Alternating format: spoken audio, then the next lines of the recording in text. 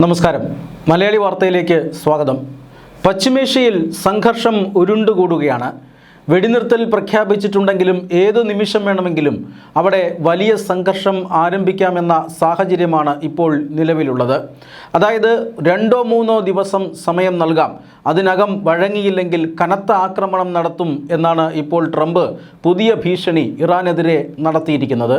നേരത്തെ ഞങ്ങൾ ആക്രമിക്കാൻ മുതിർന്നതാണ്, അതായത് UAEയുടെ ഒരു ആണവ നിലയത്തിന് നേരെ നടത്തിയ ആക്രമണം, ആ ആക്രമണം വലിയ പ്രകോപനമായിരുന്നു.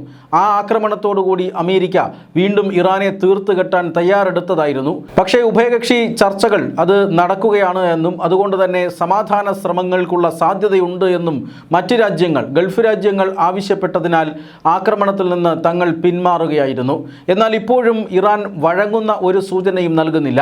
അതുകൊണ്ട് തന്നെ ഈ 3 ദിവസത്തിനുള്ളിൽ വഴങ്ങിയില്ലെങ്കിൽ ആക്രമണം ഏതു നിമിഷവും പ്രതീക്ഷിക്കാം എന്നാണ് ഇപ്പോൾ അമേരിക്കൻ പ്രസിഡന്റ് ഡൊണാൾഡ് ട്രംപ് ഇറാന് നൽകിയിരിക്കുന്ന അന്ത്യശാസനം.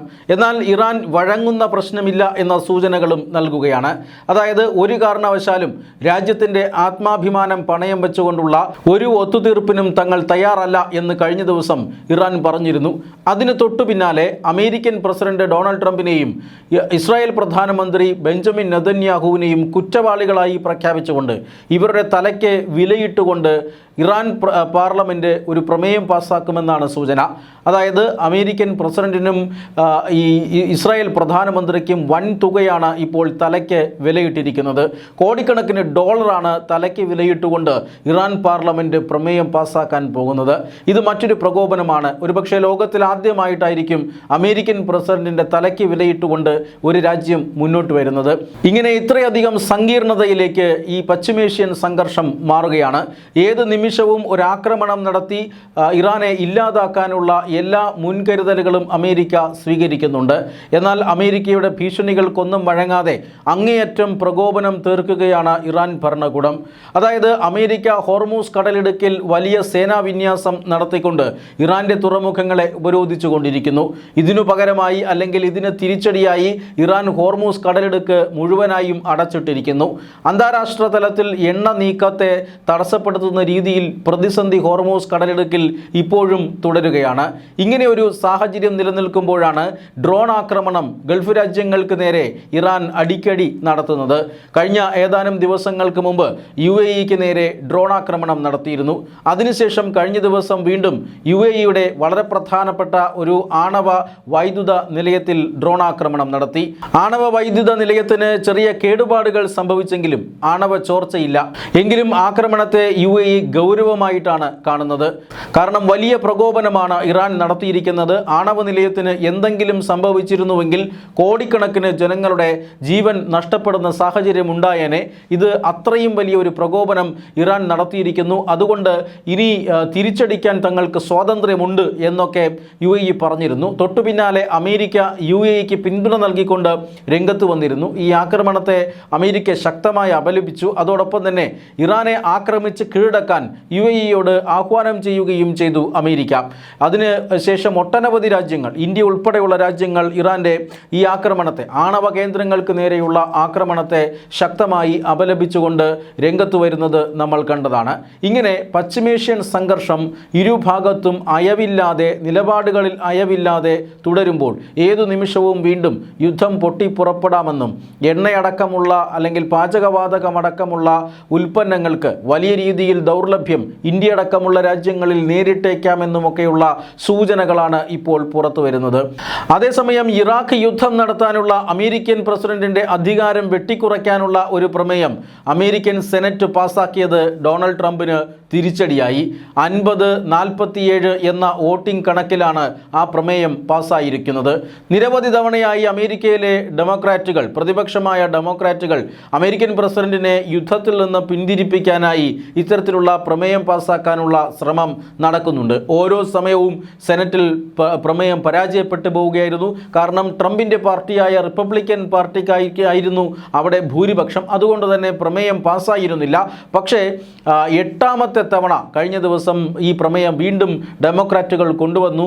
ആ സമയത്ത് റിപ്പബ്ലിക്കൻ അംഗങ്ങൾ കാലുമാറി ഇപ്പുറത്തേക്ക് വോട്ട് ചെയ്തത് കാരണം പ്രമേയം പാസ്സാകുന്ന ഒരു സാഹചര്യമാണ് ഉണ്ടായത്. ഇത് ട്രംപിന് വലിയ തിരിച്ചടിയായിട്ടുണ്ട്. അമേരിക്കൻ നിയമങ്ങൾ പ്രകാരം കോൺഗ്രസിൻ്റെ അല്ലെങ്കിൽ അമേരിക്കൻ പാർലമെൻറ്റിൻ്റെ അനുമതിയില്ലാതെ പ്രസിഡന്റിന് ഒരു സൈനിക നടപടിയും ഒരു രാജ്യത്തിനു നേരെയും നടത്താൻ കഴിയില്ല.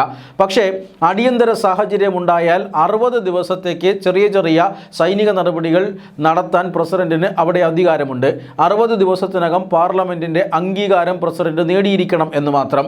എന്നാൽ ഇവിടെ ആദ്യത്തെ 60 ദിവസം കൊണ്ട് യുദ്ധം നടത്തി വെടിനിർത്തൽ പ്രഖ്യാപിച്ചതിന് ശേഷം ഔദ്യോഗികമായി യുദ്ധം അവസാനിച്ചു എന്ന് പാർലമെൻറ്റിനെ അറിയിക്കുകയാണ് ഡൊണാൾഡ് ട്രംപ് ചെയ്തത്.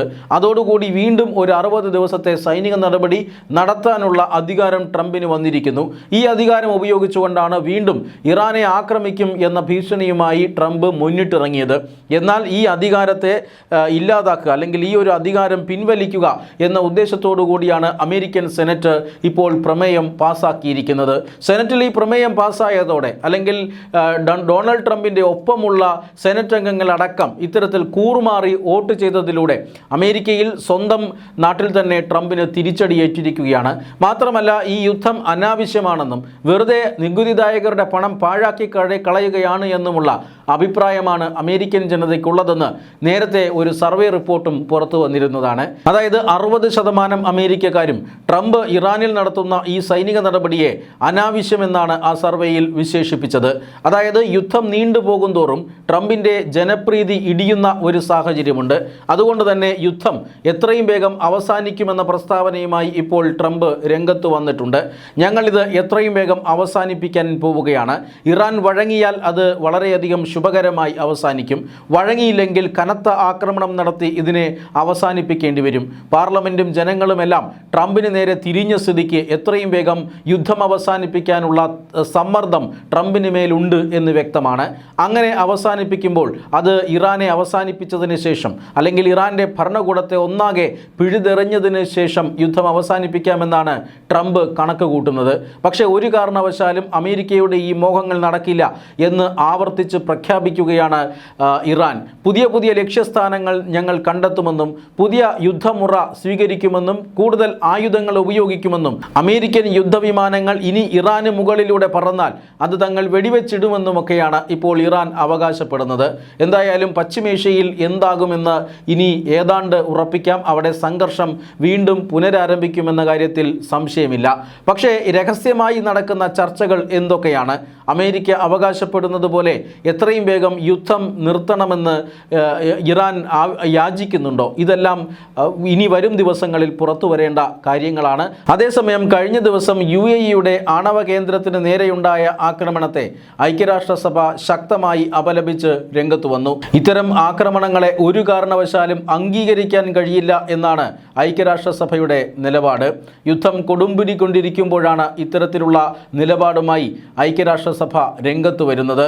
ഇറാനെ ഏതു വിധേനയും പിടിച്ചുകെട്ടാനും ഇറാൻ ആണവായുധം നിർമ്മിക്കുന്നത് തടയാനുമാണ് അമേരിക്കയും ഇസ്രായേലും ഇപ്പോൾ കിണഞ്ഞു പരിശ്രമിച്ചുകൊണ്ടിരിക്കുന്നത്. പക്ഷേ ആണവായുധം നിർമ്മിക്കുക എന്നത് ഒരു രാഷ്ട്രമെന്ന നിലയിൽ തങ്ങളുടെ അവകാശമാണ് എന്നാണ് ഇറാൻ്റെ വാദം. ഇക്കാര്യത്തിലാണ് പ്രധാന അഭിപ്രായ വ്യത്യാസം അമേരിക്കയും ഇറാനും തമ്മിലുള്ളത്. ഇക്കാര്യത്തിൽ ഒരു സമവായ ഫോർമുല ഉരുത്തിരിഞ്ഞാൽ ഒരുപക്ഷെ ഈ പശ്ചിമേഷ്യൻ സംഘർഷം ഉടൻ അവസാനിക്കാനും സാധ്യതയുണ്ട്.